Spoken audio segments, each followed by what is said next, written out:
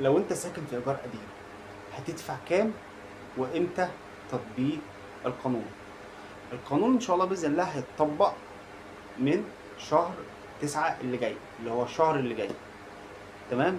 طيب، القانون فرق بين الاماكن او المنطقه اللي وقع فيها العقار.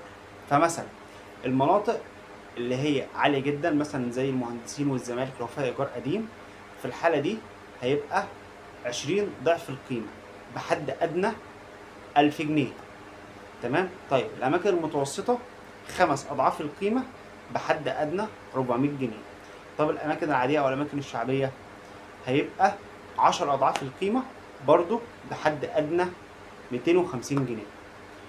طيب بالنسبه للمده اللي هيتحرر العلاقه الايجاريه بين المالك والمستاجر، القانون حددها ب7 سنين. يعني بعد 7 سنين هيبقى العلاقه الايجاريه بين المالك والمستاجر هتبقى بالشكل العادي، ويقدر يأجرها بالسعر اللي هو عايزه. والله المالك عاجبه يكمل، المستأجر عاجبه يكمل، مش عاجبه خلاص يسيب العين المؤجرة. طيب بالنسبة للمحلات، المحلات هيكون 5 أضعاف القيمة وفترة انتقالية مدتها 5 سنوات.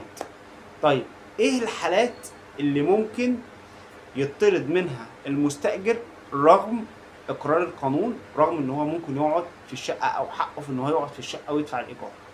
اول حاجه ان هو ما يدفعش الاجره المقرره، ان هو يغير النشاط بتاع العين، ان هو يكون مالك لوحده سكنيه تانية، او ان هو يقفل العين المؤجره لمده تزيد عن عام كامل.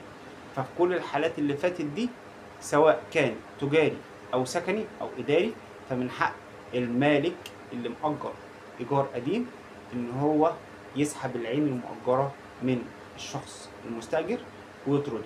وزي ما شرحت لحضراتكم كلهم متقسمين لشرايح معينه، كل شريحه على حسب المنطقه اللي ساكن فيها الشخص. فولو ولايك، استنوني في معلومه قانونيه جديده.